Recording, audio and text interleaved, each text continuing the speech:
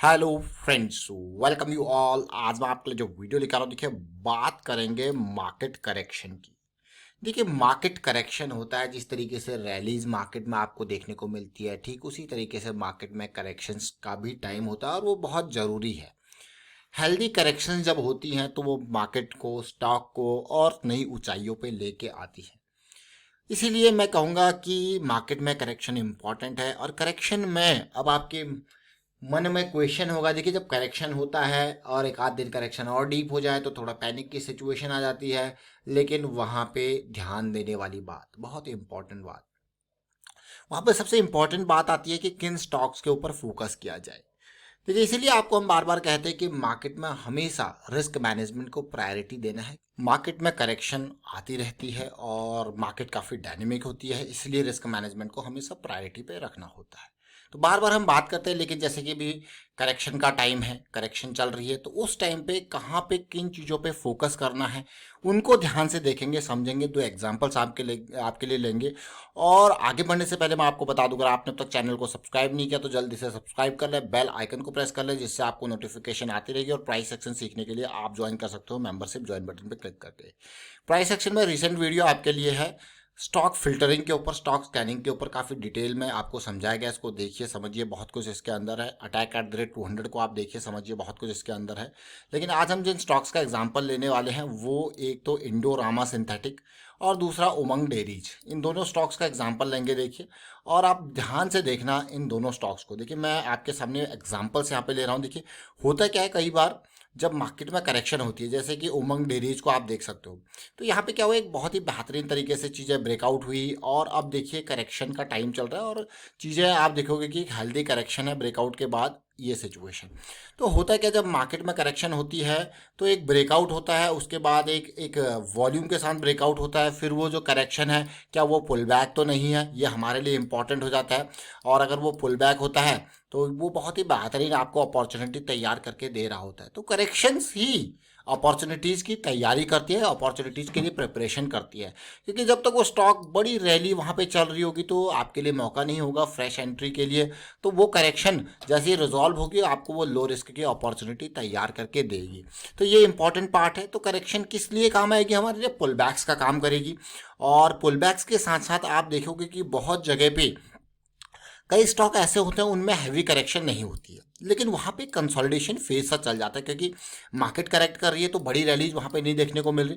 तो वहाँ पे एक एक मैं कहूँगा टाइट कंसोलिडेशन का फेज चल जाता है, और जो कि अगेन आपके लिए एक अपॉर्चुनिटी तैयार कर रहा होता है। या तो वो पुल बैक हो या वो कंसोलिडेशन हो, वो एक अपॉर्चुनिटी तैयार कर रहा होता है। और दूसरी सिचुएशन है, कई बार जैसे आप देखोगे कि आसमानों पे मार्केट पहुंच जा चुका होता है।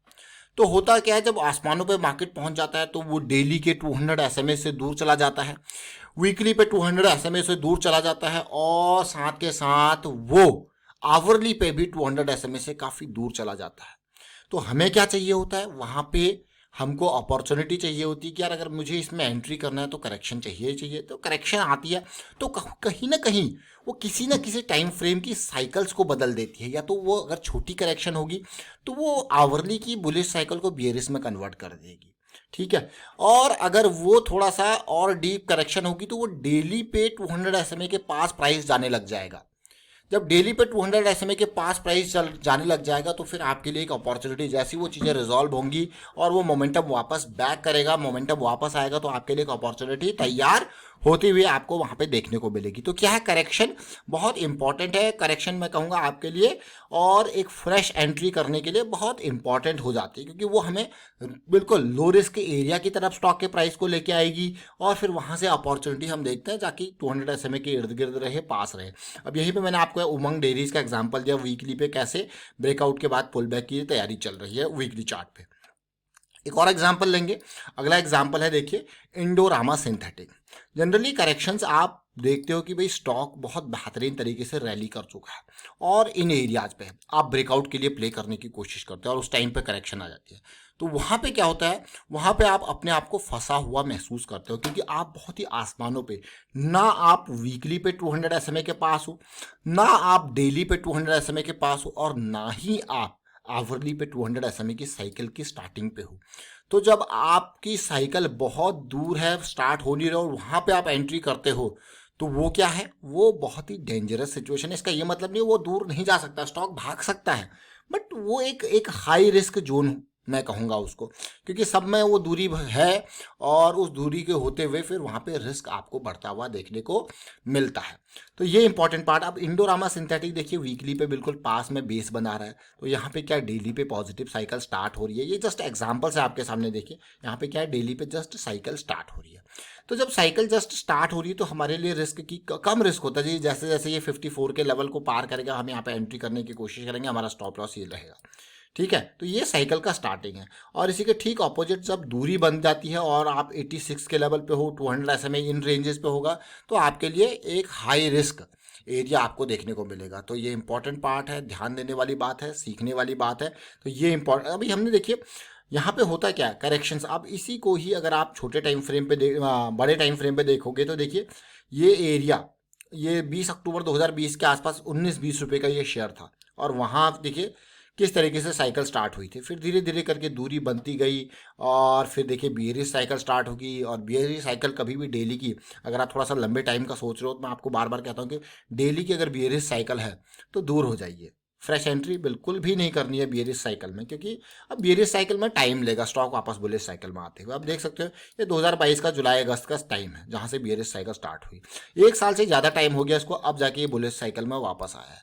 तो बियरिश साइकिल में प्रवेश करना, एक तो प्राइस नीचे गिरने के चांसेस होंगे, दूसरा या तो फिर वेट का चांसेस होगा। वेट मतलब बहुत करना पड़ सकता है। तो इसलिए बुलेट साइकिल हमारे लिए बहुत इंपॉर्टेंट होती है। और अलग अलग तरीके की बुलेट साइकिल्स को आप देख सकते हो, जैसे आप यहीं पे देखिए ये करेक्शन आई और 200 SMA के पास गई, फिर वापस से बुलेट साइकिल में ये जाके देखिए थोड़ा सा बियरिश, यहाँ पे ज़्यादा साइकिल स्टार्ट नहीं हुई थी, लेकिन हाँ यहाँ पे नीचे 200 SMA को टच किया, एक बढ़िया रैली आपको दे के गया। ये छोटी छोटी चीज़ें जरूर है लेकिन बहुत इंपॉर्टेंट चीज़ है। तो यहाँ पे समराइज करता हूँ। देखिए दो इंपॉर्टेंट पार्ट साइकिल्स में हमें देखने को मिलते हैं। ऐसे में कौन से स्टॉक्स पे फोकस करना चाहिए, सबसे पहले बात जो साइकिल स्टार्ट कर रहे हो। दूसरी बात, वहां पे आप देखोगे पुल बैक्स आ रहे होंगे तो चीजें close to the moving average आएंगी, क्लोज टू 200 SMA आएंगी, वो पुल बैक्स आपको देखने को मिलेंगे। तो जब भी करेक्शन आती है तो पुल बैक्स के ऊपर ध्यान देना है। लो वॉल्यूम के पुल बैक्स आपको देखने को मिलेंगे, और साथ के साथ साइकिल की स्टार्टिंग आपको देखने को मिलेगी, या कंसोलिडेशन फेज आपको स्टॉक्स में देखने को मिलेगा। तो इन स्टॉक्स के ऊपर मेजरली फोकस करना है, और ये जो है आपको लो रिस्क वाली अपॉर्चुनिटीज, और वापस पुल बैक्स जब भी आते हैं, ऐसा नहीं कि एग्जैक्ट आपके पास पुल बैक आया, इनके वापस अब ये देखोगे आप छोटे टाइम फ्रेम में कब ये करेक्शन रिजॉल्व हो रही है, ताकि आपका लो रिस्क की अपॉर्चुनिटी वो बने। तो इसीलिए पुल बैक्स का भी ध्यान देना, जब पुल बैक्स में छोटे टाइम फ्रेम में पॉजिटिविटी आपको देखने को मिली तभी पुल बैक्स को की तरफ जाना है। और वाइंड अप करता हूँ यहाँ पे वीडियो को। उम्मीद करता हूँ आपको सीखने को बहुत कुछ मिला होगा। वीडियो अच्छा लगा तो शेयर जरूर कीजिए, लाइक कीजिए, प्राइस एक्शन सीखते रहिए, प्रैक्टिस करते रहिए। प्रैक्टिस बहुत इंपॉर्टेंट है। Thank you for watching the video.